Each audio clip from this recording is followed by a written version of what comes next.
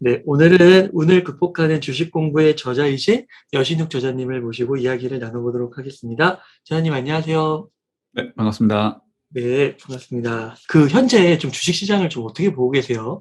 저는 주로 국내 주식 위주로 투자를 했었기 때문에 제가 2014년부터 투자를 했는데 매해마다 그런 힘든 순간이 왔었어요. 한 해도 거르지 않고.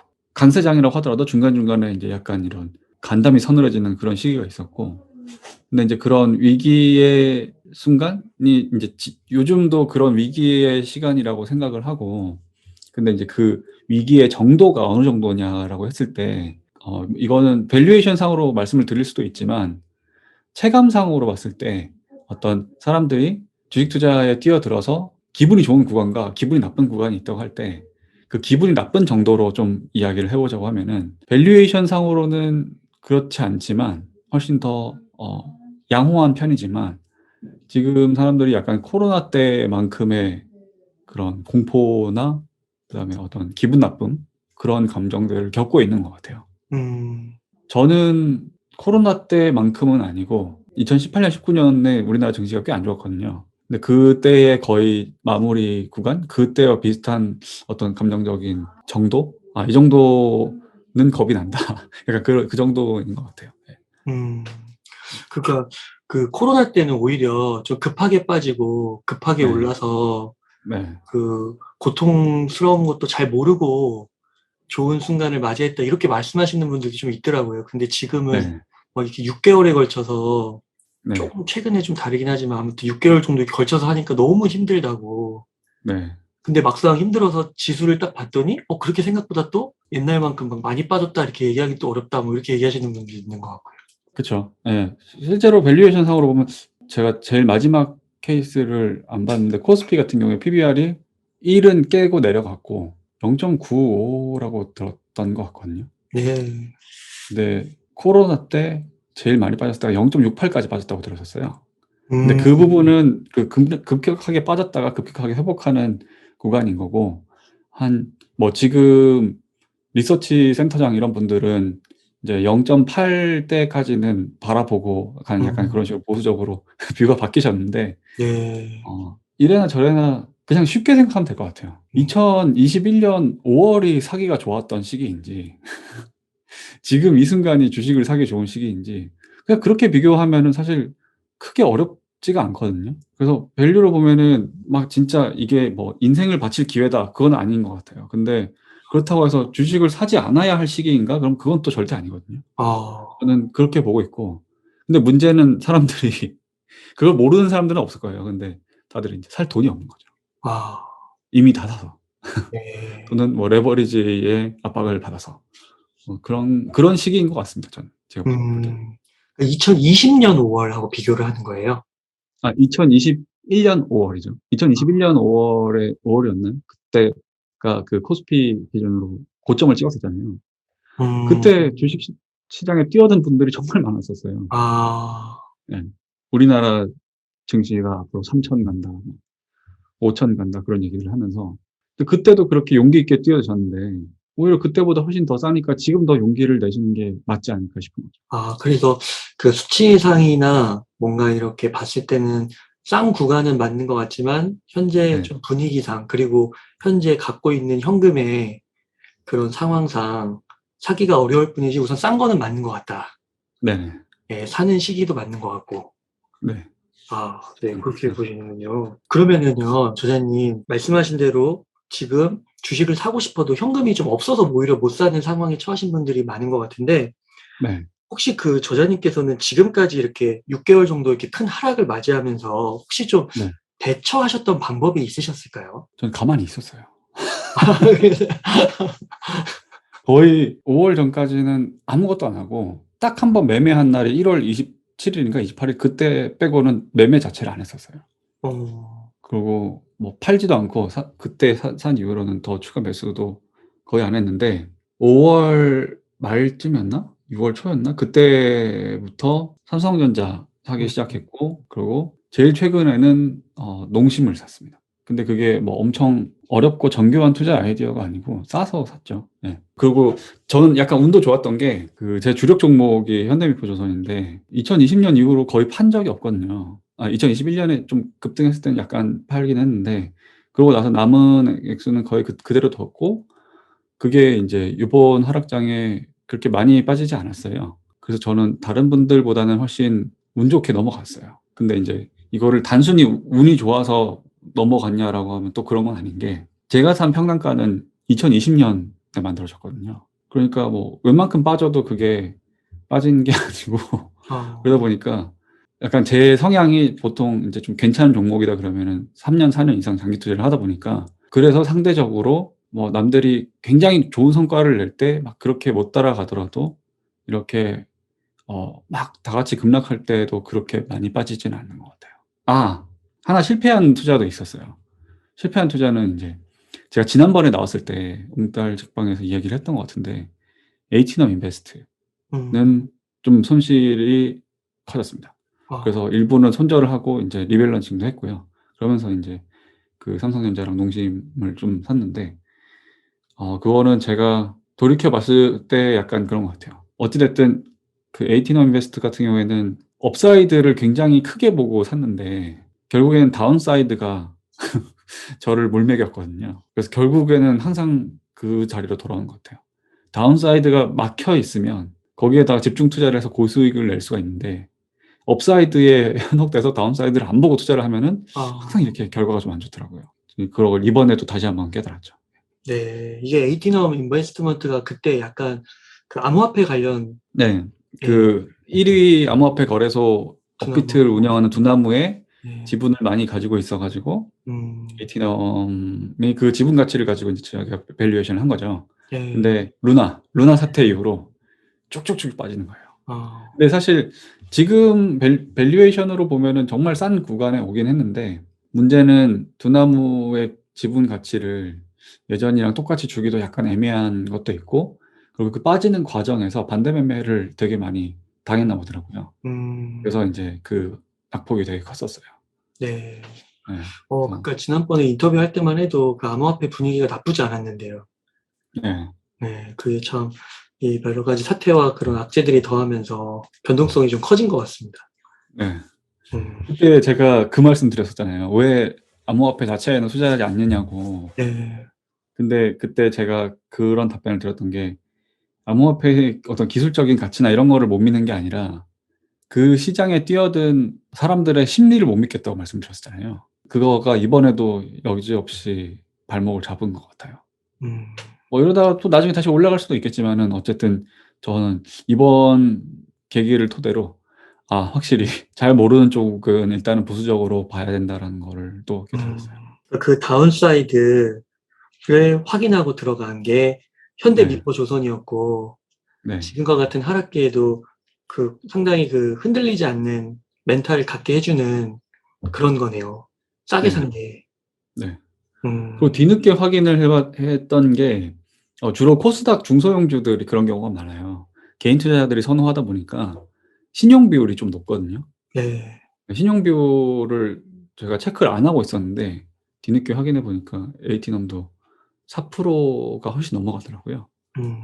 보통 신용 비율이 그런 좀 우량하거나 보수적인 종목들은 1%도 안 되는 경우도 많은데 어. 4% 이상이니까 신용을 쓴 투자자들이 그러니까 그 회사에 투자를 한 투자자 중에서 신용을 쓴 사람들이 적지 않게 있었던 거고 그러다 보니까 이번 같은 하락장에 반대 매매의 체인 리액션이 생기면서 더 그 낙폭 자체가 커졌던 것 같아요. 네. 네.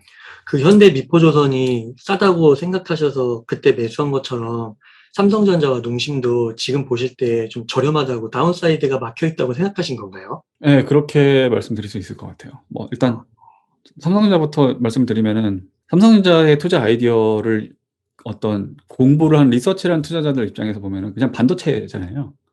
근데 저는 그 반도체라는 뷰와 그냥 '우리나라 시가총액 1위 기업이다.'라는 뷰를 섞어서 지금 쓰고 있는 거예요. 그래서 인제 사실은 순수하게 메모리 반도체 업황이나 이런 것들 가지고 역발상 투자를 한다고 하면은 뭐 다른 분들도 많이 말씀하시겠지만 SK 하이닉스가 사실은 더 좋은 대안인데 저는 인제 삼성전자를 산 거죠. 아, 실제로 그 절대적인 밸류에이션을 보면은 SK 하이닉스보다는 삼성전자가 좀 덜 조정받았어요. 근데 그 말은 업사이드 자체도 SK 하이닉스가 나중에 좀 더 큰 턴어라운드를 기대할 수도 있다는 건데, 저는 이제 일단은 삼성전자를 선택을 했죠. 저번에도 말씀을 드렸었는데, 그때 말씀드리기를, 만약에 무릎에 서서 어깨에 파는 게 주식이라고 했을 때, 그때 무렵에 삼성전자는 저는 무릎보다 조금 위라고 생각을 했었어요. 맞아요. 그때 말씀하셨어요. 예, 그렇게. 예. 예, 무릎과 허벅지 사이라고 말씀드렸었는데, 지금은 확실히 무릎 아래까지는 내려온 것 같아요. 어, 네. 그러면 농심은 어떤 이유로 사신 거예요? 농심도 그냥 되게 쉽게 샀어요. 농심 같은 경우에는 일단 그 라면 쪽이 지금 다 안 좋잖아요. 근데 그 이유가 소맥이랑 팜유 그 원자재 가격 때문인데, 농심의 역사적인 주가 흐름과 그 밀가루의 원자재 가격의 역사적인 흐름을 차트를 나란히 놓고 비교를 해봤었어요. 근데 항상 그렇더라고요. 소매 가격이 약간 스파이크를 만드는, 좀 크게 치솟아 오르면은 그게 뭐 어느 정도까지인지는 모르겠지만 급격하게 올라갔던 거는 급격하게 다시 조정을 받더라고요. 그리고 그 조정받는 구간의 길이에 따라서 농심의 업사이드가 열리는 거를 봤어요. 그래서 네. 그냥 상식적으로 생각하면은 원자재 가격이 많이 올라가면 음식료 회사들은 판가를 올리고, 올라간 판가를 다시 낮추지는 않으니까, 근데 대신에 원자재 가격이 내려오면 그때부터 그 특정 음식료 섹터의 기업들은 이제 자연스럽게 긴 상승을 한다. 이제 그런 것들을 제가 확인을 했고, 그렇게 봤을 때 농심이나 뭐 다른 뭐 삼양식품 같은 라면 회사라고 하면은 어쨌든 소맥이랑 팜유 가격이 내려와야 주가가 오를 거라는 거는 다들 동의를 하시는 거죠. 그럼 언제 내려올지는 모르는데, 거기서부터 이제 지금 이 순간의 밸류에이션을 보는 거죠. 농심 네. 같은 경우에는 코로나 때도 PBR이 0.68인가? 뭐 그 정도밖에 안 내려갔었어요. 근데 지금 1분기 실적 발표하고 나서 애널리스트 분들이 이제 2분기 실적을 되게 안 좋게 봐가지고 보수적인 리포트를 발행을 하셨고, 그래서 한 5월 17일쯤에 농심이 주가가 폭락했거든요. 그래서 지금 PBR 0.7을 깨고 내려갔었어요. 0.7 깼을 때 저는 좀 샀죠. 많이는 못 샀는데 돈이 없어서 이제 이 정도면은 그냥 마음 편하게 사도 된다 그냥 생각하고 샀습니다. 네. 혹시 그 식료품주 관련해서 CJ제일제당하고도 혹시 비교를 해보셨나요? 안 해봤어요. 그 이유는 사실 CJ제일제당이 음식료 쪽에서는 대표 주자고 우리나라에선 제일 큰 음식료 기업이고, 그래서 많이들 보시는데 저는 이제 그 이유 때문이었어요.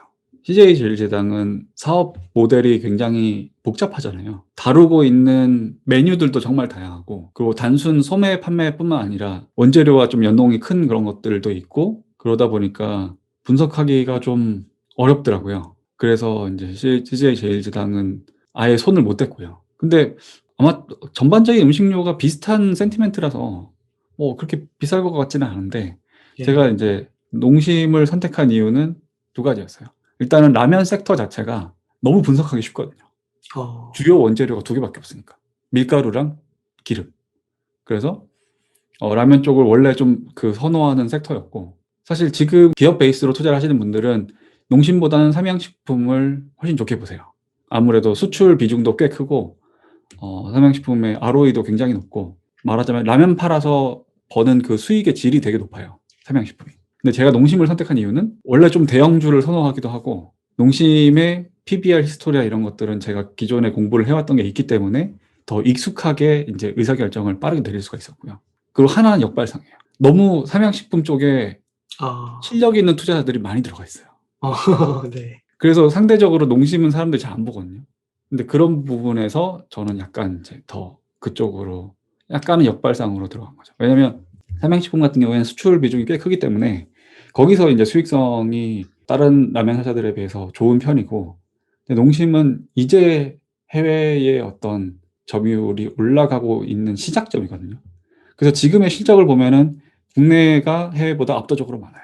근데 해외가 계속해서 성장을 하고 있어서 이게 성장을 하면 할수록 거기에 대한 밸류에이션 프리미엄이 점점 더 붙을 거라는 생각이 들어서 저는 좀 더 이제 길게 보고 삼양식품보다 농심을 선택을 한 거예요. 그냥 단순한 주가로 생각해 보면은 지금 요 며칠 사이에 소맥이랑 팜유 지표도 떨어지고 있거든요. 그런 거 보면은 라면 회사들은 지금 잘 견디면 내년쯤에는 꽤 괜찮은 결과가 나오지 않을까 그렇게 생각하고 있습니다. 그 투자를 하실 때 그 지표로 언급하실 때 PBR을 좀 언급하셨는데 네. PBR을 좀 보시는 이유가 있으실까요? 쉬워서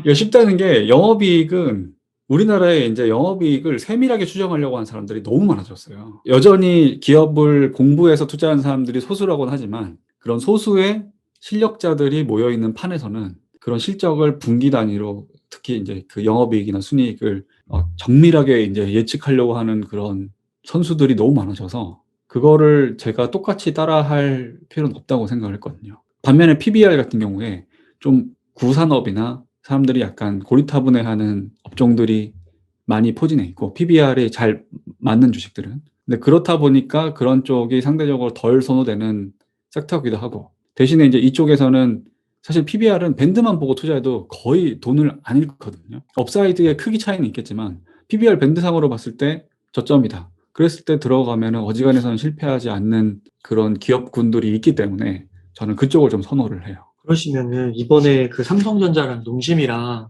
좀 네. 매수를 할 때 삼성전자도 PBR을 좀 보신 건가요? 네, 그렇죠. 네. 그러면은 그 삼성전자하고 농심도 한 3년 보고 투자를 하신 건가요? 네, 뭐 일단 그 정도까지는 얼마든지 기다릴 의향이 있고요. 근데 이제 턴어라운드가 언제 되느냐의 시점을 보면은 그거는 잘 모르겠어요. 만약에 더 빨리 턴어라운드가 된다고 하면은 저는 개인적으로는 1년 반 안에는 무조건 턴어라운드가 온다고 보고요. 근데 그 사이에 먼저 더 뭔가 치고 나가는 경우가 있다. 그러면 이제 뭐 좀 더 기쁜 마음으로 빨리 수익 실현을 할 수도 있겠죠. 그러면은 저자님께서는 이번에 이렇게 좀 큰 하락이 있었는데 좀 멘탈적으로 흔들리시거나 힘드시거나 그러진 않으셨어요? 솔직히 얘기하면 전혀 안 힘들었어요. 진짜요? 기분은 나쁘죠. 기분은 나쁜데 힘들진 않았어요. 그건 코로나를 겪고 나서일 수도 있어요. 그러니까 어느 정도 좀 투자 경력이 쌓이신 분들, 특히 미중 무역 분쟁이랑 그 코로나랑 이거를 둘 다 겪은 분들이라고 하면은 지금 그렇게 막 힘든 분들 많지 않았을 거예요. 그런 예전의 하락장을 다 경험했는데도 지금 힘들었다면은 잘못한 게 있을 거예요. 그러니까 이게 뭐 틀렸다 이게 아니라 예를 들어서 레버리지 비중이 높아서 불안한 분들도 있었을 거고 또는 아까 말씀드린 그런 다운사이드를 충분히 고려 안 하고 약간 성급하게 투자한 투자건이 있었을 거고 그런 경우에 하락폭이 컸으니까요. 그런 실수를 하지 않은 예전에 경험이 있는 분들이라고 하면 이번이 그렇게 크게 힘들지는 않으셨을 거예요. 그러면요, 주님 만약에 괜찮은 주식을 샀는데 예를 들어 뭐 삼성전자 같은 거를 샀다고 했을 때 이게 딱 봤을 때 처음에 계좌에 뭐 마이너스 5%가 들어왔는데 조금 지나니까 10%가 들어왔어. 그 다음에 네. 15%가 들어왔어. 20%가 들어왔어. 막 이렇게 계속 빠지는 거예요. 네. 그럼 이거는 사실 이때도 그냥 계속 보고만 있을 수밖에 없는 건가요? 보고만 있을 수 없다는 건 뭐 예를 들어서 음. 물타기를 해야 될지 언제 해야 될지 그런 것들에 대한 네, 부분이 물타기도 그렇고, 이거를 지금 뭐 손절해야 되나? 더 빠질 수도 있으니까. 근데 그런 게 예측을 해봤자 그게 또 맞질 않을 수도 있으니까, 네. 뭐 그런 걸 이렇게 요령 같은 게 없고 그냥 가만히 있는 게 정답 같은 걸까요? 근데 뭐 저는 가만히 있는 걸 선호하지만 그거는 저한테 맞는 투자 방법이고 결국에는 자기의 투자 스타일에 따라서 갈리게 될 것 같은데 예를 들어서 삼성전자, 하이닉스 이런 종목이라고 하면은 그거를 최근에 투자하기 시작한 분들은 거의 똑같은 스탠스일 거예요. 여기서 10%에서 15% 평가손이 나는 거는 기꺼이 견딜 생각을 하고 들어가실 거거든요. 그럼 그런 분들은 내려간다고 해가지고 뭐 눈 하나 깜짝 안 할 거예요. 그냥 어, 어쨌든 이게 나중에 메모리 업황이 돌아가고 나면은 꽤 큰 수익이 날 거란 거를 당연히 알고 있기 때문에 그래서 뭐 물타기 여력이 되면 물타기를 할 거고 아니면 그냥 가만히 기다리고 있을 텐데 뭐 예를 들어서 단타로 트레이딩을 하는 투자자다. 그럼 그런 분들은 5% 손실이 났다고 하면은 혹은 10% 손실이 났다고 하면 본인의 손절가가 왔다고 하면 당연히 팔아야겠죠. 근데 예. 이제 문제는 그거죠. 요즘 같은 하락장에서는 손절을 칼같이 지킨다고 해가지고 크게 도움이 안 되는 건 거죠. 음, 왜냐하면 손절을 했다는 거는 뭔가로 교체 매매를 하겠다는 건데 교체 매매로 하지 못했으면은 계속해서 이제 전체 지수가 빠지는 걸 보고 언제 들어갈지를 망설였었을 거고 또는 그 교체 매매를 못했다. 그냥 물려 있었다. 그러면은 손절가를 내가 스스로 세운 원칙을 지키지 못하고 계속해서 그냥 하락폭이 커지는 거를 계속 보고 있어야 될 거잖아요. 음, 아이덴티티가 중요한 것 같아요. 나는 트레이더다 그러면은 뭐 5%든 10%든 손실이 난 거에 대해서 진짜 칼같이 냉정하게 결단을 내려야 될 텐데 결단을 못 내려놓고는 뒤늦게 본인의 투자 스타일을 바꾸려고 하는 거예요. 갑자기 장기 투자하겠다고 그러고. 그런 사람들 많잖아요. 근데 음. 그런 경우는 내가 어떤 투자자인지를 처음부터 다시 공부를 해야 된다고 생각을 하고요. 어. 근데 그게 아니고 나는 이 기업을 뭐 마이너스 15, 20%까지도 기꺼이 견디면서 나중에 80%, 100% 수익을 내겠다. 음. 그런 분들이라고 하면은 지금 빠지는 거 가지고 뭐 기분이 당장의 기분 나쁠지언정 그걸로 뭐 심적인 고통을 느낀다든지 어떻게 해야 될지 모르는 뭐 뇌정지가 온다든지 그렇게 해야 할 이유는 전혀 없다고 생각해요. 그 만약에 계좌에서 마이너스 10%가 딱 떴어요. 그러면은 이때 그 다음날 뭐 다시 올라갈 거다, 내려갈 거다, 그거는 정말 동전 던지기와 같은 걸까요? 거기에 어떤 그런 거는 알 수가 없는 걸까요? 알 수는 없을 것 같은데 네. 확률적으로 올만큼 왔다라고 하는 그런 날은 있는 것 같아요. 그러니까 그냥 이거는 말 그대로 경험이 많이 쌓이다 보면은 이 정도면 빠질 만큼 빠졌구나라는 생각이 드는 때가 있잖아요. 예를 들어서 지난주에 저점에 보면은 코스닥이 4% 빠지고 다음날 시초가에 10%가 더 빠졌어요. 지수가 10%가 빠진다는 건 사실은 흔히 있는 일이 아니거든요. 네. 코로나 때 제외하고는 없었어요. 그 코로나 외에 그런 일이 일어났던 거는 거의 2011년까지 거슬러 올라가야 되고 그 전이라고 하면 2008년에 있었던 일이고 아주 예외적인 큰 폭락이 오는 날을 제외하면은 그런 날들이 거의 없었기 때문에 그렇게 지수가 폭락하는 날, 뭐 저는 개인적으로는 코스피가 뭐 3% 이상 폭락하는 날 그런 날들을 위주로 지켜보는데 그러니까 그런 식으로 좀 크게 지수 자체가 많이 떨어지는 날이 어떻게 보면 좀 중요한 분기점이 되는 것 음. 같습니다. 음. 그래서 근데 그렇다고 해가지고 예를 들어서 뭐 코스피가 3% 넘게 떨어졌어. 그렇다고 해서 가용 현금을 다 넣지는 않겠죠. 왜냐하면 뭐 코로나 때도 그랬지만 그런 식으로 지수가 크게 떨어진 날은 그 이후의 방향성이 딱 두 개거든요. 바닥 찍고 급격하게 반등을 하든지 아니면 더 급격한 하락에 신호탄이 되는 경우가 있어요. 근데 그 둘 중에 뭔지는 모르죠. 근데 만약에 이거는 이제 의사결정의 문제인데 제가 돈이 있어요. 돈이 100이라는 돈이 있는데 그런 지수가 폭락하는 날을 만났다. 그랬을 때 방향은 급반등을 하거나 아니면은 더 큰 하락이 오거나 둘 중에 하나인데 돈을 얼마나 쓸 것이냐는 개인의 의사결정이 달려있는 거죠. 음. 절대로 다 쓰면 안 되겠죠. 다 썼다가 만약에 후자다. 더 나쁜 상황이 벌어진다고 하면은 거기에 대해서 크게 후회를 할 테니까. 근데 그래서 이제 그럼 그 100이란 돈을 나눠서 쓰는 거예요. 그런 지수가 급락하는 날을 그 단위를 정하고 뭐 예를 들어서 나는 지수가 3% 이상 폭락하는 날만 매수를 하겠어. 근데 그게 1년에 얼마나 올지는 모르니까 한 4등분 정도 하고 그래서 25%씩 그런 지수가 몇 퍼센트 이상 폭락할 때마다 사서 모으겠어. 뭐 그런 식으로 하는 게 제일 좀 합리적인 음. 의사결정 전략이 아닐까 싶어요. 그럼 네. 만약에 그랬는데 그게 진짜 저점이었고 거기서부터 다시 올라간다고 하면은 뭐 25%밖에 집행을 못했지만 어쨌든 돈을 썼으니까 음. 남은 돈은 어찌든 나중에 또 기회가 있을 거고 그럼 또 이제 기분 좋게 다시 상승을 즐기면 되고 만약에 더 떨어진다고 하면은 그때보다 차곡차곡 나눠서 더 매수를 하면서 나의 평단가를 낮출 수가 있겠죠. 뭐 예를 들어서 그럴 수도 있어요. 나는 그래서 딱 4번까지는 현금을 쓰려고 갖고 있었어. 25, 25, 25로 이제 나눴는데 5번째 하락이 또 와요. 음. 그럼 이제 기다린 거죠. 아무것도 안 버티는 거지. 하고 책 보고 음. 미드 보고 그러면서 어. 기다린 거예요. 말로 어. 할 게 없어요. 근데 어. 그렇게만 하더라도 나중엔 돈을 벌거든요. 뭐 저는 약간 제가 스스로도 게으른 투자자라고 이야기를 하는데 제가 게으름을 상쇄할 수 있는 유일한 어떤 강점이라고 하면은 기다려야 할 때 큰 마음 걱정 안 하고 그냥 기다려요. 나중에 어떻게 될지에 대한 이해가 되니까 남들보다 더 많이 기다리는 거에 대해서 저는 초조해하지 않거든요. 근데 음. 그런 부분이 좀 특히 요즘 같은 하락장을 견디는 데는 되게 도움이 된 것 같습니다. 지금 정말 별로 한 건 없거든요. 뭔가 행동한 건 없는데 결과가 좋기 때문에 그런 부분들을 다른 분들도 좀 활용을 하셨으면 좋겠어요. 그러면 이렇게 정리해 볼 수 있을까요? 애초에 조금 주식을 싸게 좋은 주식을 사고 그 떨어질 때 계획을 세워서 분할 매수를 하되 네. 더 떨어지게 되면 현금을 다 쓰면 결국 버텨야 된다. 애초에 잘 샀으니까 그럼 더 떨어지면 그냥 노는 거예요. 노는 물론 거다. 이제 뭐 그냥 놀면 안 되고 뭐 기업 공부를 더 하고 더 반등이 잘 될 기업을 공부하고 그런 건 좋긴 한데 그 솔직히 손에 잡히겠어요? 말은 그렇게 하지만 그걸 지킬 수 있는 진짜 그 멘탈이 강한 투자자들이 몇이나 되겠어요. 그럼 그냥 놀면 돼요. 놀아도 돼요. 돈 예. 쓰는 노는 것만 안 하면 돼요. 돈 안 써도 놀 수 있는 거 많잖아요. 어. 집에서 그냥 영화나 보면서 돈 책이나 읽으면서 그렇게 보내면 되죠. 어. 뭐 어디 공원 나가가지고 이렇게 달리기 좀 하고. 사실은 그렇게 살면서도 경제 활동이 되기 때문에 투자라는 게 매력적인 경제 활동인 거거든요. 음.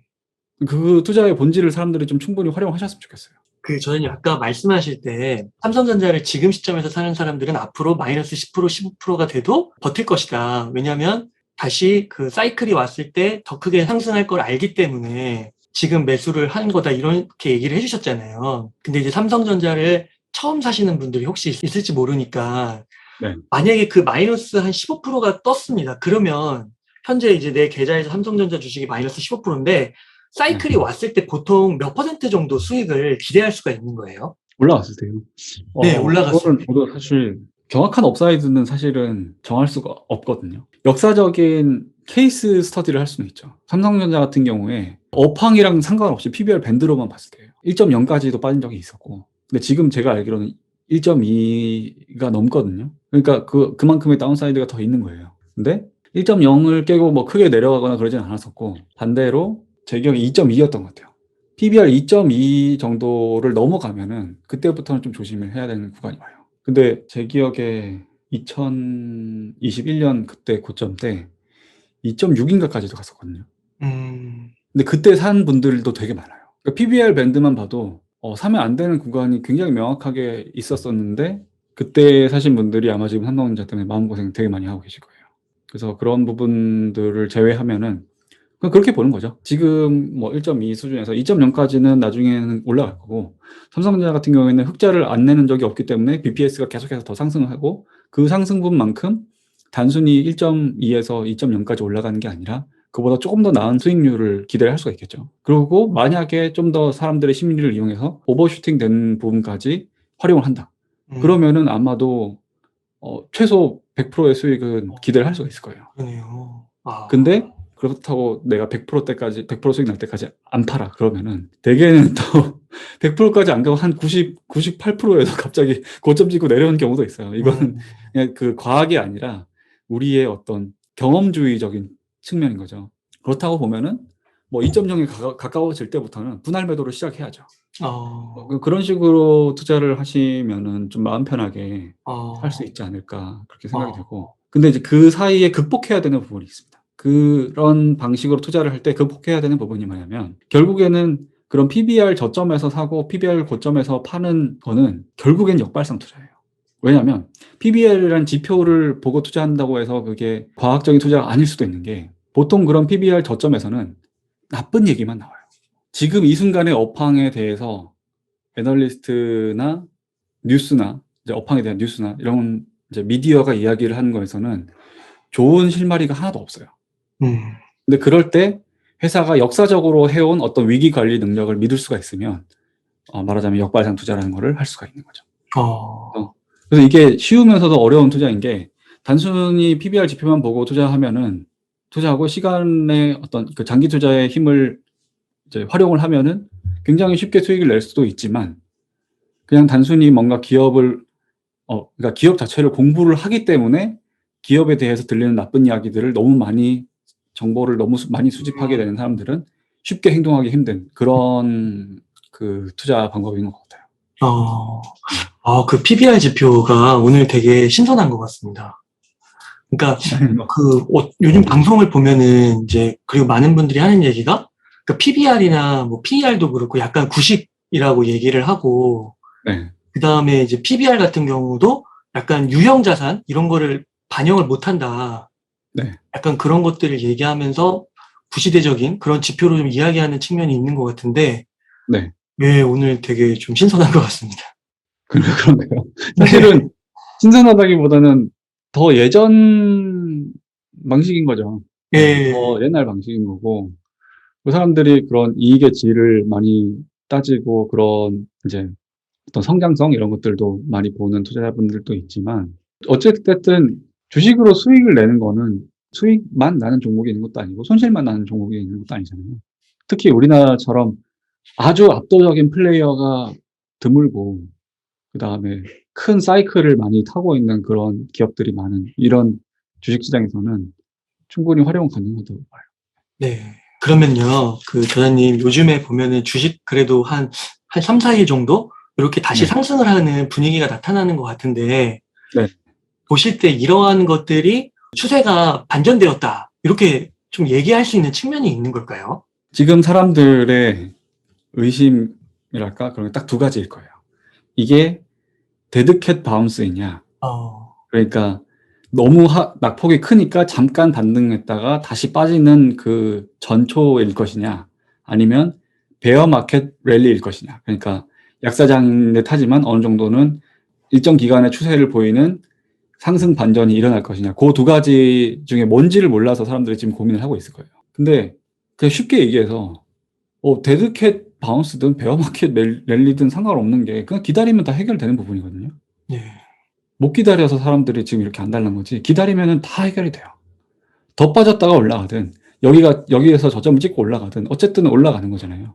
지금 이 순간에도 투자자들이 안절부절 못하면서 막 이렇게 난리치고 있는 순간에도 기업에서는 다들 직원들이 출근해가지고 일하고 있어요. 차곡차곡 돈이 벌려서 쌓이고 있거든요. 네. 왜 그거를 활용할지 않으려는지 모르겠어요. 어, 기다리면 해결되는 거고 그냥 가만히 계셔도 되고 뭐 공부를 하면서 기다리든 뭐 놀면서 기다리든 기다리면 되는 건데 딱 하나 조심해야 되는 게 있죠. 레버리지만 조심하면 돼요. 만약에 베어마켓 랠리다. 앞으로 이제 저점을 찍었다. 그러면은 레버리지를 써도 어느 정도는 이제 만회가 되겠지만 그 반반 확률로 만약에 이게 더 많이 빠질 가능성이 있다고 하면은 지금 레버리지 썼다가는 그나마 지킬 수 있었던 돈도 잃을 수가 있잖아요. 네. 레버리지만 조심하면 되고 레버리지를 더 늘리지 않는다는 가정하에서는 기다리면은 무조건 해결된다. 저는 이렇게 생각하고 있습니다. 그러면은 데드캣 바운스든지 뭐 베어마켓 랠리라든지 이런 거를 조금 고민하는 거는 약간 투자의 그 시계라고 할까요? 그게 좀 짧은 사람, 단기 투자자일수록 그런 거에 좀 민감하겠네요. 그렇지 않을까요? 그럴 것 같아요. 그래서 저는 단기 투자를 안 해요. 아, 너무 머리 아프잖아요. 그렇게 해서 돈 벌면 좋죠. 근데 그렇게 돈을 벌기 위해서 희생해야 되는 게 너무 많다 보니까 음, 그리고 이제 그만큼의 어떤 노력이 더 들어가겠죠. 어, 근데 어, 저는 그거를 포기한 거죠.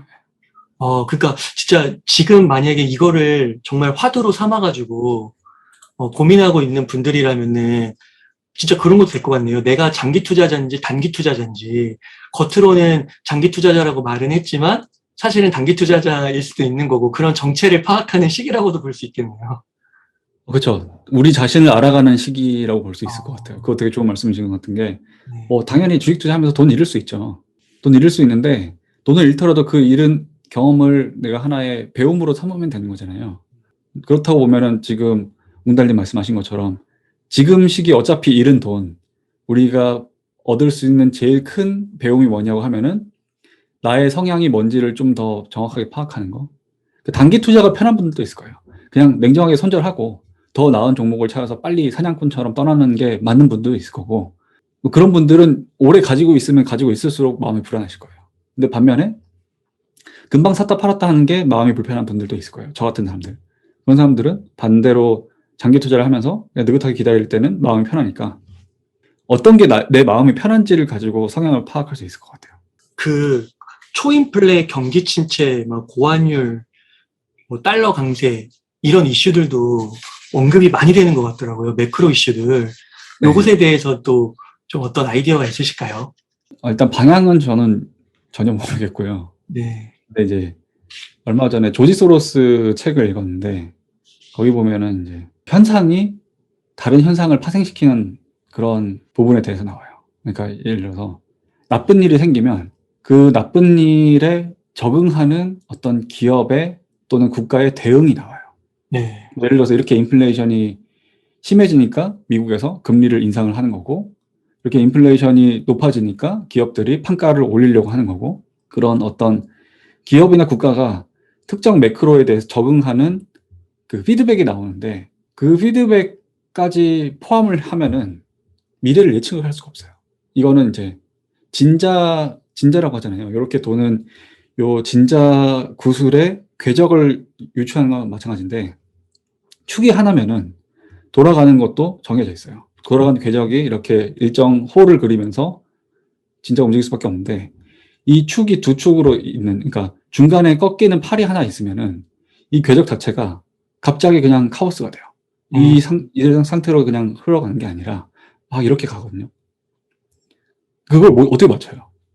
이미 어떤 특정 조건이 있고 그 조건에 대해서 대응하는 다른 조건이 있고 그 조건에 대해서 또 대응하는 다른 조건이 있고 이런 식으로 축이 멀티인 진자가 움직이는 게 우리가 어떤 금융시장의 그런 카오스적인 흐름인데 이거를 맞출 수는 없는 거잖아요. 그러면 우리가 모르는 게 있고, 그러니까 방향은 모르고 우리가 아는 게 있어요. 뭘 아느냐? 모든 상황에 대해서 기업이나 국가는 생존을 할 수 있는 방향으로 피드백을 주고 대응을 한다. 그 대응 능력이 높을 것 같은 기업을 찾는 게 우리의 숙제겠죠. 그래서 그럼 어떤 기업이 더 잘 대응할 것인지에 대해서는 뭐 여러 가지 아이디어가 있을 수 있어요. 뭐 예를 들어서 지금 내년 농사를 보고 투자 아이디어를 찾으시는 분들이라고 하면은 올해가 너무 안 좋았으니까 기저 효과로 내년에 좋아질 기업을 찾는 분들도 있을 거고, 그러니까 말하자면 이런 인플레이션의 피해주를 보는 분들도 있을 거고, 또는 이런 상황에서도 방어력이 높은, 그러니까 경기 방어주라고 하는 그런 기업들, 뭐 음식료도 그런 게 될 수도 있지만은 좀 더 그 에너지 또는 통신 이런 데 있잖아요. 인프라 관련된 그런 기업들도 있잖아요. 그런 쪽으로 고민하시는 분들도 있을 거고, 그 외에 환율이 많이 올랐으니까 우리나라 원재료를 가지고 해외에 수출하는 데는 오히려 좋을 거잖아요. 그런 지금 상황 자체에 반사이익을 볼 수 있는 기업군을 찾는 분들도 있을 거고, 또 하나는 그런 수혜를 입은 기업들은 이미 주가도 올랐을 가능성이 있으니까 그러면 이런 식으로 지금의 상황에서 수혜를 본 기업이나 주체가 투자를 할 만한 곳이 있을 거잖아요. 돈을 많이 벌었으니까 그 돈을 투자를 할 거예요. 그럼 그 투자하는 돈이 어디로 흘러갈지 그 다운스트림에 대해서 고민하는 분들도 있을 거예요. 예를 들어서 요즘 1970년대 이야기를 많이 해요. 1970년대 두 차례 오일 파동이 일어나가지고 원유 가격이 어마어마하게 오르고 그 바람에 주식시장도 굉장히 안 좋았는데 우리나라 기업들 중에서 그 1970년대에 제일 상승률이 좋았던 데가 어디냐면 건설주거든요. 그러니까 지금 건설주가 좋다는 게 아니라 그때 왜 건설주가 좋았는지를 복습을 해보면 일단은 오일머니, 중동 국가들이 원유 가격이 올라가니까 돈을 엄청 많이 벌었어요. 그걸 가지고 다시 시설 투자를 하고 싶으니까 우리나라 건설주의 그 건설 회사들에게 발주를 많이 낸 거예요. 그래서 우리나라 건설주들이 몇 배씩 오르고 그랬었거든요. 아마 지금도 그런 어떤 다운스트림으로 수혜를 볼 만한 기업들이 이제 있을 거예요. 이제 그걸 우리가 지금부터 찾는 거죠. 네. 그런 방법도 있을 것 같아요. 네. 그러면은요, 만약에 지금 현금 여유가 좀 있다고 한다면, 네. 싸고 그렇다고 하셨으니까요. 그리고 그 네. 대응력 있는 기업들 몇 개만 소개해 주세요. 대응력이요? 보고 있으신 기업들 몇 개만 얘기해 주시면 안 될까요? 저는 이제 이번에 산 거는 삼성전자랑 농심이었고, 네. 농심은 절대적으로 싸기 때문에, 그리고 농사라는 건 1년 단위고, 내년 농사는 올해보다는 더 생산을 많이 하려고 사람들 기를 쓰고 노력을 할 거잖아요. 그렇게 보고 이제 저는 1년 단위로 보고 투자를 했었고, 경기 방어주는 아마 지금 주가가 많이 안 빠졌을 거예요. 통신주나 이런 것들은. 저도 정확하게 확인 안 해봤는데, 오른 것들도 있을 거고, 그러면 투자를 하기에는 약간 고민이 되시겠죠. 그러면 그런 견고한 방어력이 있는 기업들 중에서 뭘 살지 고민한다고 하시면은, 저라면은 배당 수익률 기준으로 필터링을 해볼 것 같아요. 그러니까 지금 배당 수익률이 지난주에 제일 많이 빠졌을 때 막 10% 넘어가는 기업들도 꽤 많았었거든요. 진짜 많더라고요. 예, 배당 수익률이 10%를 넘어간다는 거는 뭐 4, 5% 대출을 받아서 투자해도 5% 수익이 난다는 거잖아요. 맞네요. 그만큼 안정성이 높은 거고, 그 배당 수익률이 일정 수준 이상 올라가게 되면은 그 배당 수익률을 보고 투자를 하는 어떤 수급들도 분명히 있을 거거든요. 그래서 배당 수익률 기준으로 필터링해서 이건 업황이 크게 바뀌지 않고 배당이 꺾일 것 같지 않은데 지금 당장의 배당 수익률이 너무 높다. 그럼 그런 기업들 중에 찾아보셔도 되고, 다운스트림, 그러니까 그런 지금 다시 돈을 잘 벌고 있는 뭐 그 오일머니라든지 그런 것들이 어디에 투자를 할지라고 하면은 여기서부터는 살짝 어려운데 저는 두 가지인 것 같아요. 첫 번째는 예전의 논리대로 유가의 상승을 본 그 원유를 생산하는 주체들이 자기네들의 캐펙스를 늘릴 때, 뭐 그렇게 보면은 해외 건설 쪽에 있는 지금 건설주 같은 것도 있을 거고, 플랜트 쪽에 들어가는 파이프라든지 이런 쪽으로는 그래서 관광 관련된 그 주식들도 꽤 좋았었잖아요. 그런 애들도 수혜를 볼 수가 있을 거고, 또는 지금은 어떤 시대의 헤게모니가 바뀌었으니까 그럼 오일머니로 돈을 번 주체들이 신재생에 투자를 할 수도 있을 거예요. 그렇게 보면은 신재생 쪽에서 지금 좀 많이 꺾여 있는 애들이 있으면 그런 애들도 봐도 괜찮을 거고요. 근데 이제 말씀드린 모든 데서 괜찮은 투자 아이디어들, 수익을 낼 수 있는 투자 아이디어들이 나올 거예요. 근데 제가 거기까지 손을 안 대고 농심 같은 걸 투자한 이유는 제가 이전에 공부를 한 게 있고 그러다 음. 보니까 더 마음 편하게 요즘같이 좀 불안불안한 상황에서 자금을 집행할 수 있었으니까 투자를 한 거예요. 그래서 최고의 수익률을 낼 거라는 기대는 안 해요. 근데 확실하게 수익을 낼 수 있을 거라는 기대가 있으니까 여차하면 비중을 많이 실을 수도 있겠죠. 저는 그런 식으로 투자를 한다. 그런 걸 좀 이해하시면 좋을 것 같아요. 그 제가 지금 딱 그 저자님 말씀 들으면서 딱 든 생각이 그 농심 같은 경우 보니까 지금 배당 수익률이 한 1.4% 정도 주는 걸로 나오고 배당 별로 안 줘요. 증권이나 은행은 와, 그 증권주는 10% 넘는 게 많네요. 대신증권 외에도 되게 많은데요. 그렇죠. 예. 오히려 대신증권은 원래부터 고배당주였어요. 워낙 많이 주고. 대신증권은 항상 7% 이상 주고 많아질 땐 8%까지도 가고 그랬었는데 그래서 대신증권은 별로 안 빠졌어요. 주가가 그렇게 많이 안 빠졌고 근데 약간 소형 증권주 중에도 있고 배당 수익률이 갑자기 올라가는 회사들이 좀 있을 거거든요. 그런데 좀 낙폭이 큰 회사들이 있을 텐데 그런 쪽은 좀 눈여겨보시면은 근데 증권주 같은 경우에는 지금 주식시장이 워낙에 안 좋다 보니까 그런 브로커리지 수수료나 이런 것들 그 이익단이 훼손된 부분이 있을 거기 때문에 그런 것들을 사람들이 알고 있기 때문에 지금 주가가 많이 빠진 걸 거거든요. 당장 내년에 강세장이 올지 약세장이 이어질지 횡보장일지 모르잖아요. 언젠가 강세장이 오면 증권주도 가긴 갈 거예요.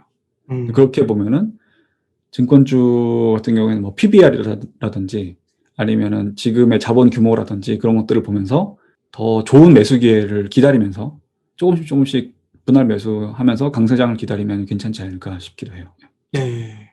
그래서 이렇게 10% 넘는 것도 금융주도 막 6, 7%씩 주고 이러는데요. 그럼에도 불구하고 농심을 선택하셨다는 거. 근데 그게 이제 과거에 공부를 많이 해와서 이해력도 높고 좀 더 마음 편한 투자를 할 수 있는 대상이라고 얘기하시는 거 보면서 네. 저는 이제 농심에 대해서 공부가 안 돼 있으니까 딱 그 두 가지를 보면은 약간 배당을 좀 더 이렇게 안정적으로 주는 쪽으로 마음이 그렇죠? 가는데 네. 그렇게 되네요, 되게. 더 마음에 드는 투자 아이디어가 있어요. 근데 마음에 든다는 거는 굉장히 주관적인 것 같고 과학적이지 않은 것 같고 합리적이지 않은 것 같잖아요. 근데 그 마음에 든다는 감정을 자세하게 들여다보면은 나의 어떤 여태까지 쌓여져 있던 지식 수준과 어떤 경험에서 우러나오는 휴리스틱이 약간은 작용을 한 걸 거거든요. 이제 그 자기의 어떤 누적되어 있던 판단력 같은 거죠. 그게 마음이 편하고 불편하고로 드러날 수가 있고 그렇게 봤을 때 뭔가 특정 투자 대상에 대해서 마음이 편한 느낌이 든다. 그러면은 어느 정도는 투자를 고려해 봐도 되지 않을까 싶어요. 네. 그 마음 편하다는 용어가 네. 굉장히 주관적인 것 같았는데 오늘 말씀을 들으면서 상당히 객관적일 수 있겠다. 그렇죠. 네. 엄청난 정보가 축적되어 있는 결과일 수 있겠다. 네. 그러니까 예를 들어서 요즘만큼의 하락이 아니더라도 2021년에 고점 찍고 나서부터 좀 주식시장이 안 좋았었잖아요. 그 사이에 뭐 예를 들어서 자기가 보유하고 있는 종목에 대해서 누가 나쁜 코멘트를 하면은 그거를 약간 자기 부모를 욕한 것처럼 막 엄청 화를 내는 분들이 있었어요. 네. 그렇지 않나요? 그런 사람들 맞아요. 많았어요. 네, 맞아요. 그럼 그런 분들이 왜 그런 감정 표출을 했는지의 이유를 생각해 보자는 거죠. 그게 만약에 나의 투자 아이디어에 대한 확신이 있고 그래서 이 투자한 기업에 대해서 마음이 편한 상태, 나의 어떤 판단력을 극도로 끌어올려서 거기서 나온 의사결정을 한 투자처라고 하면은 누가 욕하든 마음이 불편할 이유가 없어요. 그렇잖아요. 기분이 나쁠 이유가 없죠. 아, 이렇게 사람들이 오해하고 있네? 그러면서 더 살 수도 있겠죠. 근데 그게 아니라 누군가가 내 종목에 대해서 나쁜 코멘트를 했을 때 기분이 너무 나빠. 그래서 그 사람한테 막 공격을 하고 싶어져. 네가 잘못한 걸 거예요. 그렇지 않나요? 내가 뭔가 이거를 너무 비싸게 샀다거나 충분하지 못한 논리로 산 거를 본인 스스로도 알고 있기 때문에 기분이 나쁜 거예요. 그런 부분들을 어떤 정성적으로 이해를 하면은 아, 내가 투자 아이디어를 다시 한번 공부를 할 수가 있겠죠. 이게 내가 충분하게 공부를 못해서 기분이 나쁜 걸 수도 있고 혹은 잘못 사서 기분이 나쁜 걸 수도 있어요. 그런 거를 이제 다른 사람들에게서 온 피드백이 나에게 불러일으키는 감정을 가지고 나의 어떤 투자 아이디어를 점검할 수 있는 기회가 될 수도 있겠죠. 네. 그렇게 보시면 어떨까? 아, 네. 조사님 또 오늘 주옥과 같은 말씀 너무 감사드립니다. 조사님, 네. 오늘 이거 한 가지만 더 여쭤볼게요. 끝으로 하락을 결국 맞이해서 이제 파란불이 들어오신 분들이 많은데, 네. 50%도 뜨고 막 40%도 뜨고 그 이상 뜨신 분들도 있는데, 어떻게 네. 보면, 이거 내 주식 투자 이거 망친 거 아닌가? 네. 이렇게 하시는 분들이 있어서 막 떠나려고 하시는 분도 있을 것 같아요. 네. 그런 분들에게 몇 가지 조언 주시면 너무 감사하겠습니다. 냉정하게 말씀드릴게요. 떠날 분은 떠나세요. 갈 분은 가세요. 괜찮아요. 누가 뭐라고 안 해요. 내가 가고 싶으면 가야죠. 나가고 싶으면 나가야죠. 저리 싫으면 중이 나가야죠. 제가 헤어스타일 때문에 그런 드립을 친 건 아니고, 이미 요 며칠 사이에 그런 흔히 이야기하는 실력 있는 투자자분들이 해줄 수 있는 얘기는 다 해주셨을 거예요. 아마. 예를 들어서 저는 며칠 전에 굉장히 충격을 받았는데, 가치투자연구소를 만드신 슈퍼개미 중에 한 분인 김태석 대표님이 있어요. 네. 그분이 나와서 신문 미디어에서 인터뷰를 하셨어요. 근데 거기에 댓글이 90%가 악플이었대요. 아, 그래요? 그래서 그 재산이 수백억이 있는 분이 마음을 상해가지고 막 또 그렇게 하셨나 보더라고요. 근데 그걸 보고 저는 뭘 깨달았냐면은 10년이 지나고 20년이 지나도 그 비율은 변하지 않을 것 같아요. 지금 같은 어떤 하락장에 포기하고 나갈 분들은 언제나 같은 비율로 유지할 거예요. 그리고 그런 분들이 코로나 이후에 그런 큰 시장의 기회 때 또 다 같이 뛰어들었었고, 저는 그때 이제 우리나라 주식 계좌도 엄청나게 늘어나고 예탁금도 늘어나고 해서 우리나라의 어떤 투자자들의 주식 투자자들의 체질이 바뀐 줄 알았어요. 근데 이번에 보니까 하나도 안 바뀌었더라고요. 그러니까 그 비율은 언제까지나 유지될 것 같아요. 사람들이 아무리 더 지식적으로 더 누적이 되고 똑똑해지더라도 쌓여있는 지식에 비해서 어리석게 행동하는 사람들의 비율은 절대로 빠질 것 같지가 않거든요. 그리고 그렇기 때문에 어리석지 않게 행동하는 사람들은 계속해서 억지로 남아서 돈을 벌 거예요. 그냥 단순하게 주식 투자해서 돈을 벌리는 원리를 생각해 보면은 알 수가 있어요. 지금 나가야 되는 건지 버텨야 되는 건지. 왜냐면 제가 웅달 책방에 벌써 3번째 나왔지만 매번 말씀을 드렸거든요. 주식은 고통의 대가로 돈을 버는 경제 활동이에요. 감정 노동을 해서 돈을 버는 노동 수익이라는 거죠. 불로소득이 아니에요. 엄연한 어떤 감정 노동이라는 형태의 노동을 하기 때문에 돈을 버는 건데, 감정 노동이 싫어서 퇴사하면은 당연히 그 사람은 월급 못 받는 거잖아요. 그런 거 똑같아요. 감정 노동을 통해서 돈을 벌어야 되는데 감정 노동이 싫어서 지금 손절하고 나갔다. 그럼 당연히 여러분이 벌 수 있는 소득을 떼일 거예요. 그래서 나가실 분은 나가셔도 되는데, 제가 지금 드리는 말씀이 조금이라도 이해가 되는 분들이라고 하면은 이 괴로운 감정을 허투루 쓰지 마시라는 거죠.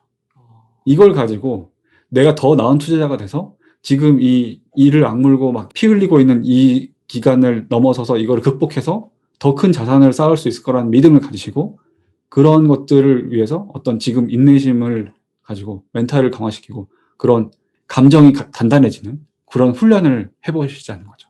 그리고 좀 더 구체적으로 케이스로 이야기를 드린다고 했을 때 실제 그런 분들이 있을 거예요. 30-40% 하락은 기본이었고 보니까 50% 이상 손실이 났다. 특정 종목에 대해서 50% 이상, 60%, 70% 이상 손실이 난 분들도 있을 거예요. 그거는 운이 아주 나빴을 수도 있지만 어지간해서는 분명히 투자를 하기 전에 매수를 할 때 잘못한 게 있었어요. 매수를 할 때 크게 잘못하지 않으면 그렇게 큰 손실이 나진 않거든요. 그러면 해야 될 게 2가지가 있는데, 대체 어떤 부분에서 실수를 한 건지를 정확하게 분석을 해야 될 거고, 그리고 일단 잃은 돈이 있잖아요. 반토막 난 돈이 있잖아요. 그거를 만회하는 거는 어떻게 해야 되냐면, 그건 주식으로 복구하는 게 아니에요. 그러니까 만약에 주식 투자로 50% 이상 손실이 났어요. 그거는 주식 투자로 복구할 수 있는 돈이 아니에요. 그냥 이론적으로 반토막이 났을 때 본전으로 가려고만 하더라도 100% 상승하는 종목을 찾아야 돼요. 100% 상승한 종목을 찾아서 실제 100% 수익을 올려도 본전이에요. 찾으실 수 있겠어요? 저는 못 찾을 것 같은데. 어떻게 되든 일단 버텨야 되는데, 이왕 버틸 거면 물타기라도 해야 되잖아요. 평단가라도 낮춰놓으면은 50% 손실이 30% 손실이 될 거고, 30% 손실이라고 하면은 한 55%만 수익이 나도 본전이 될 거고, 그런 식으로 평단가를 낮추고 손실률을 낮추는 어떤 행동이 필요한데 그거는 단순 주식 투자만으로는 안 될 거고 그럼 어떻게 해야 되냐? 밥도 좀 굶고요. 어떻게든 주식 계좌에 불입하는 돈이 더 늘어나야겠죠. 그렇죠. 본업에서 뭐 야근을 더 하시든 부업을 따로 한번 찾아보시든 절약을 더 하시든 그게 사실은 최고겠죠. 요즘 인플레이션도 높아졌다고 하는데 너무 비싼 밥 사 먹지 말자는 거죠. 술 마실 거 좀 술값 좀 아끼고 담배 필 거 담배값 좀 아끼고 그렇게 하면서 조금이라도 한 푼이라도 더 벌어가지고 더 모아가지고 그거 이제 투자 계좌에 부어가지고 물타기 하는 거죠. 이게 되게 우습게 들릴 수도 있지만 그거를 하시는 분들이랑 그거를 하지 않고 그냥 절망만 하시는 분들이랑 5년 뒤, 10년 뒤 자산의 앞자리가 완전 다를 거예요. 네. 당연한 거 아닌가요? 그게 사람의 의지력이 결국엔 그 사람의 자산의 크기로 나타날 수가 있는데 그런 단순한 의지도 발휘하지 못하는 분들이 어떻게 돈을 벌겠어요? 그래서 그렇게 보면은 우리가 지금 예를 들어서 50% 이상 손실난 종목이 있다. 그런 분들이 만회할 수 있는 최고의 방법은 절약을 더 하는 거죠. 네. 주식 공부를 더 하는 게 아니에요. 주식 공부는 하던 대로 계속 하시면 돼요. 그런데 할 수 있다면 절약을 더 하세요. 그럼 어차피 그런 큰 손실이 나는 분들은 막 엄청 큰 목돈을 넣지는 않았을 거예요. 자기 전 재산인데 그렇게 허투루 투자하지는 않았을 거예요. 어쨌든 소액 투자를 하고 또는 2020년 이후에 투자에 입문한 초보 투자자분들일 거고 굴린 자산이 크지 않다고 하면은 그렇게 저축을 해서 주식 계좌에 들어가는 불이익만 조금만 커지더라도 금방금방 복구가 돼요. 그렇기 때문에 그런 방법까지 다 동원을 해서 시간을 보내다 보면은 나중에 다시 강세장이 왔을 때 자연스럽게 이전보다 훨씬 자산이 커져 있지 않을까 그렇게 생각을 합니다. 아, 네. 와, 이 두 가지가 너무 좋은 인사이트 같아요. 첫 번째, 비율은 바뀌지 않을 것이다. 네. 그러니까 어떻게 보면은 코로나 이후 때 유튜브 방송이나 그 주식에 관련된 컨텐츠들이 너무 많았는데, 범람을 했는데, 그럼에도 불구하고 약간 인간의 본성 같은 건가요? 이게 통계적으로 비율은 변하지 않을 것이다. 네. 예, 와. 그게 진짜 뼈를 때리는 말씀이셨던 것 같고, 저도 그걸 요번에 되게 힘들게 깨달은 것 어, 같아요. 뭐 제가 힘든 건 아니지만 그런 다른 분들의 그런 반응들을 보면서 그렇게 마음이 편하지는 않았어요. 그리고 득될 것도 없는데 그렇게 얼굴 팔고 나와서 용기 있게 조언을 주시는 분들, 진짜 슈퍼개미 분들, 자산이 3자릿수 이상 있는 분들이 그런 좋은 이야기를 해주는데도 그런 반응이 나온다는 것 자체에 대해서 저는 이제 어떤 한 명의 군중으로서 되게 실망했어요. 그래서 오늘은 지난번 2번에 비해서 약간 이야기를 좀 세게 한 것도 있어요. 예전에는 제가 뭔가 너무 꼰대같이 이야기를 했다가 나쁜 반응을 받지는 않을까 이런 것들에 대해서 고민도 했거든요. 근데 이제는 그럴 필요가 없는 것 같아요. 뭐 누군가는 꼰대라고 생각할 거고 그리고 계속해서 그냥 인생이 안 바뀌고 그냥 그렇게 사실 거예요. 근데 누군가는 저런 꼰대에게도 나는 배울 점이 있다라고 생각을 하고 인생을 바꾸는 분들이 있을 거예요. 저는 이제 그 후자인 분들을 위해서만 이야기를 해야 될 것 같아요. 저는 오늘 너무 좋았던 것 같습니다. 제일 좋았던 좀 매운맛이 섞여야 되는 건가요? 그리고 그것도 되게 좋았던 것 같아요. 그 마이너스 50%라는 게 네. 처음 매수할 때 잘못이었을 수도 있는데 네. 순간 저도 딱 드는 생각이 마이너스 50% 떴다는 거는 처음에 내가 매수를 할 때 조금 탐욕이 있었을 수도 있었겠다. 과욕이 있었을 수도 있겠다. 막 고점에 다른 사람들이 다 더 간다고 하니까 특히 이제 암호화폐 네. 같은 것들은 7, 80%까지 빠졌잖아요. 아무리 대장이더라도요. 그쵸. 네. 그래서 그런 탐욕이나 이런 게 내 안에 있었던 거를 이렇게 보게 되는 것 같습니다. 아무튼 힘내시기를 바랍니다. 네, 조진님 진짜 다음번에 또 출연해 주셔서 또 한 번의 팩트 폭행 부탁드리겠습니다. 아니, 다음번엔 좀 더 좋지 않을까요, 분위기가? 지금보다 나빠지기 쉽지 않을 것 같은데. 그러면 더 너무 좋고요. 네. 예. 알겠습니다. 대표님, 저자님 오늘 이렇게 또 바쁜 시간 내어주셔서 긴 시간 동안 인터뷰해 주셔서 너무 감사의 말씀드립니다. 불러주셔서 정말 감사합니다. 네. 그러면은 제가 마지막 멘트하고 오늘 마치도록 하겠습니다. 네. 이렇게 해서 오늘 극복하는 주식 공부의 저자이신 여신욱 저자님을 모시고 이야기를 나눠봤습니다. 긴 시간 동안 유익한 인사이트 많이 나눠주셔서 감사의 말씀드립니다.